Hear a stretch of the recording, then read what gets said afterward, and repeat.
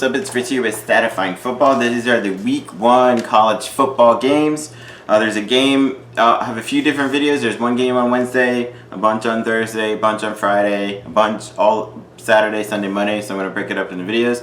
This first video would be the one Wednesday and the Thursday game. So Wednesday starting with Jacksonville State, 1AA team against the UAB Blazers.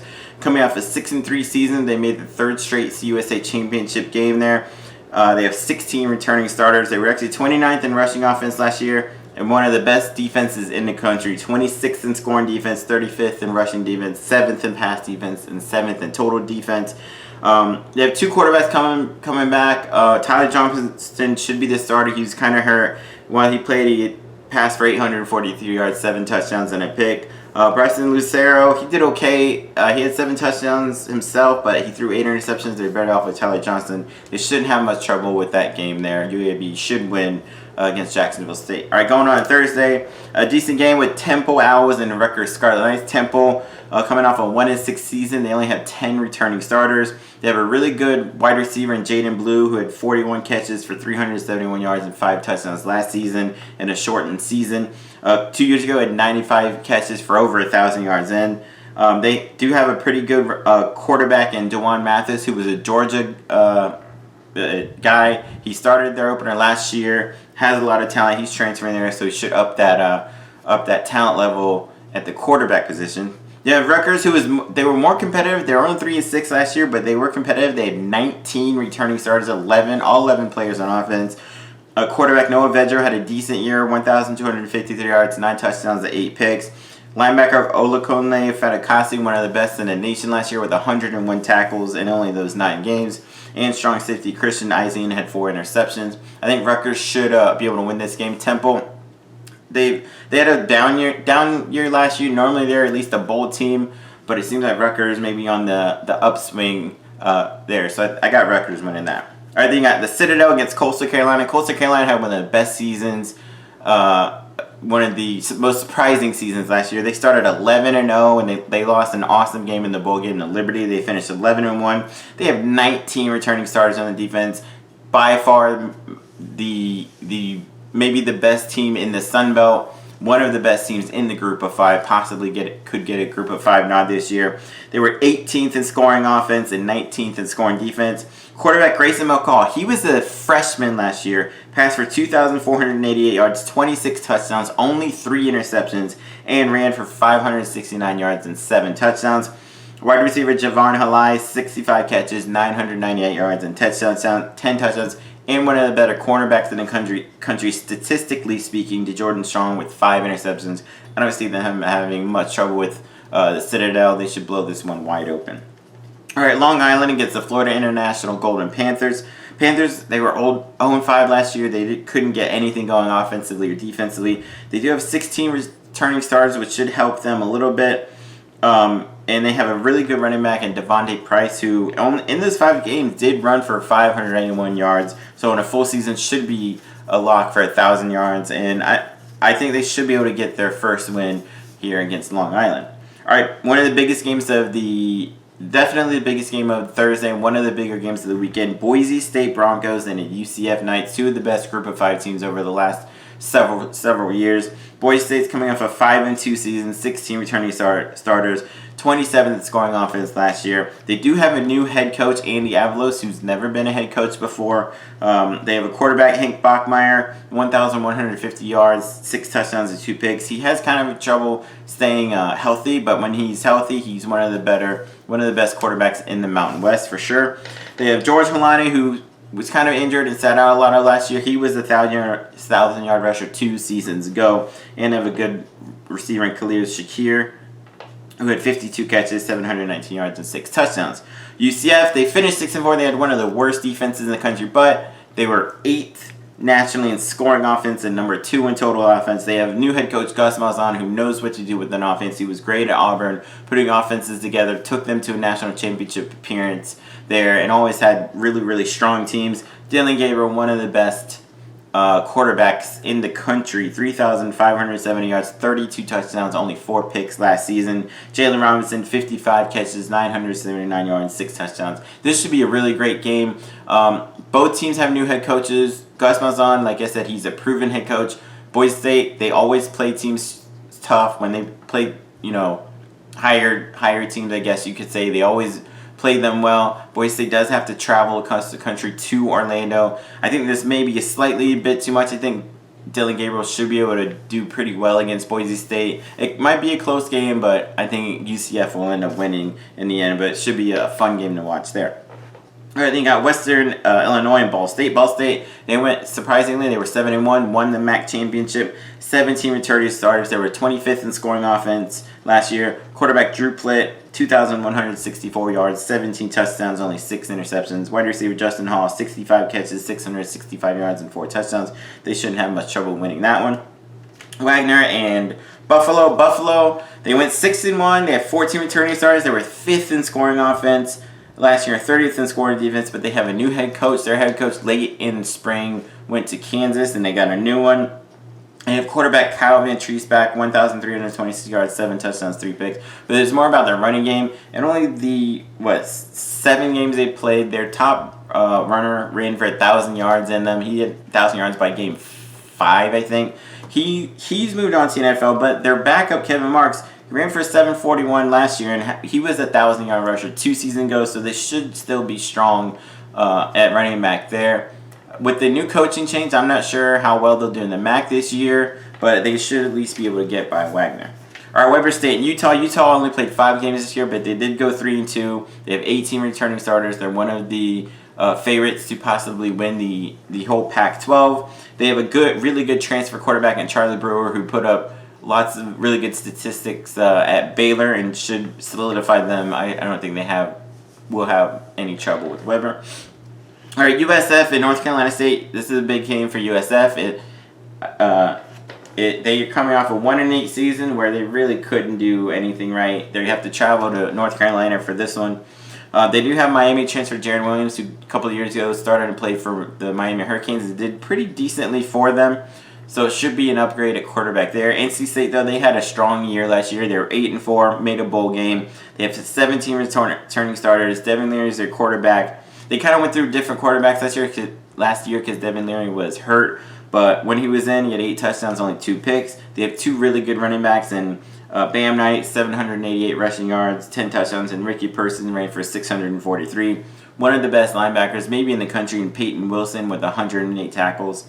Unfortunately, I think this may be a little too much for USF. I think NC State should take that one. Being in Tampa, I'm going to root for South Florida, but I think NC State might be too much here. All right, East Carolina Pirates and Appalachian State Mountaineers. I think this could be a pretty good game. Even though ECU was 3-6, they've had a strong offense the last couple of years with quarterback Holton Ahlers. The thing that they have 20 returning starters there. The thing that kind of makes me shy about that is they're saying they want Holton Ahlers to be more of a pro-style quarterback. He doesn't fit that. They're a spread option kind of football team, which is what he does well. He passed for 1,921 yards, 18 touchdowns, only 9 interceptions. They have a really good wide receiver in C.J. Johnson, who last year he had 19 catches, but for 405 yards and 6 touchdowns. A couple of years ago, he had over 900 yards, so it's possible he could get 1,000 here. Appalachian State, they only, quote, went 9-3 last year, which is a down year for them. Normally, they win 10, 11 games. They should still be one of the favorites, one of the best teams in the Sun Belt. They have 17 returning starters. They were 28th in scoring offense and 16th in scoring defense. They have chance for Chase Bryce, quarterback. He went from Duke. He started his career at Clemson, then went to Duke. Didn't play well last year at Duke, but I think he should be fine at Appalachian State with all the weapons around him. One being running back Cameron Peoples, who ran for 1,124 yards and 12 touchdowns. In the bowl game, he ran for 317 yards and 5 touchdowns there, so he's a dynamite player there. This could be a pretty high-scoring game, a pretty close game. I'm going to give Appalachian State the edge here just because they know how to win these kind of games, but it should be a fun one to watch as well. Our UC Davis against Tulsa. Tulsa was 6-3. They have 19 returning starters. Tulsa, to me, they made the AAC championship game, but there were 3 games they probably should have lost. One for sure that the ref said later on there's a miscall in, whatever. They have 19 returning starters. They have a new quarterback, though, Davis Brand, who came in for one of those freaking come from behind weird victories and did pretty well. They have a good receiver in Keelan Stokes, who in 2019 had over 1,000 yards receiving. Last year had 46 catches, 644, and 3 touchdowns. I don't think Tulsa will have much trouble with UC Davis. All right, Ohio State, Minnesota Golden Gophers, kind of a Big Ten game right out of the gate. Ohio State trying to go for a national championship. They were 7-1. They only have 11 returning starters. They're starting a freshman quarterback in C.J. Stroud. They have maybe the best wide receiver duo in the country. Chris Olave, 50 catches, 729 yards, 7 touchdowns, and Garrett Wilson, 43 catches, 723 yards, and 6 touchdowns. Again, that was only in 8 games last season. They should well be on their way to, if Stroud plays decently, at least one of them will get 1,000 yards this year. Against Minnesota, who kind of struggled a little last year, down to 3-4 from a couple years ago where they won, I think, 11 games. Tanner Morgan, the quarterback, only 1,374 yards, 7 touchdowns, 5 picks. He should, 2 years ago, I think he was a 30-touchdown guy, so he should be able to pick that up. They have maybe one of the best running backs, though, in the country, Mohamed Ibrahim. In only his 7 games, he did run for 1,076 yards and 15 touchdowns. If Minnesota has a chance, they do have a decent chance at beating Ohio State out of the gate. It's in Minnesota. Ohio State starting a new freshman quarterback where Tanner Morgan is a seasoned veteran. They have a really good running back in Ibrahim. If they want a chance of upsetting Ohio State, they're going to have to lean on Mohamed Ibrahim, get a bunch of turnovers, force that freshman into some mistakes. Possible upset here, but I don't think so. I think Ohio State wins, but it may be a little bit closer than what people may expect there. So Ohio State will win. All right, next on Bowling Green in Tennessee. Bowling Green 0-5. They were one of the worst teams in the country. Put it this way. Their quarterback, Matt McDonald, 1 touchdown, 6 interceptions. Not very good. Tennessee, they were 3-7, but they're starting over. They have a new head coach, Josh Heupel, who was the former UCF head coach. He's going to turn that offense into a juggernaut, I think. They do have 2 good quarterbacks that transferred in. Hendon Hooker, who's been a starter the last few years at Virginia Tech, and Joe Milton, who started last year for Michigan. I think Tennessee should be able to show off their offense, their brand new offense. I think with Hendon Hooker here to maybe show what they could do in the SEC this year. All right, UT Martin met Western Kentucky. This one, Western Kentucky is really, really interesting to me. I think they may be one of the most improved teams in the country. They were 5-7, actually 5-6, made a bowl and lost it. They were actually 40th in national in scoring defense, 28th in pass defense, 8th in pass defense, 28th in total defense. It was their offense that they were like in the hundreds, statistically speaking. And I tell you that to tell you this. Quarterback Bailey Zapp played at Houston Baptist last season. They only played 4 games, one against 1AA Eastern Kentucky, which they won. Then they played Louisiana Tech, who's normally a pretty good CUSA team. They played Texas Tech, normally a decent Big 12 team, and North Texas, a decent CUSA team.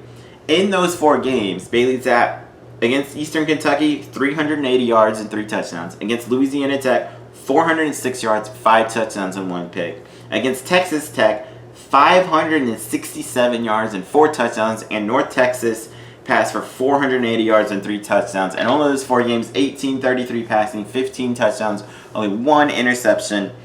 And their top 3 receivers had over 400 yards, each of them, in only those 4 games.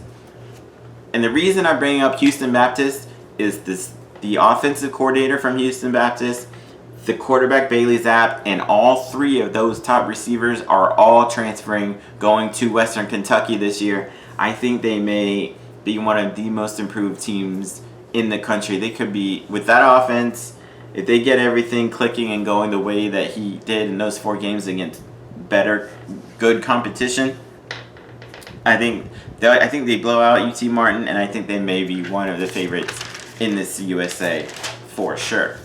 All right, going on to Eastern Washington and UNLV. This is UNLV went 0-6. Eastern Washington, I think, went 5-2 in the spring. They're normally one of the best teams, one of those high-scoring teams, one of the best teams in the 1AA. They usually always make the playoffs. UNLV have has a really good running back in Charles Williams with 495 rushing yards. He was a 1,000-yard rusher a couple of years ago. I think Eastern Washington may win this one. I think I'm gonna go against the grain here and say the 1AA team wins this game against the Mountain West team.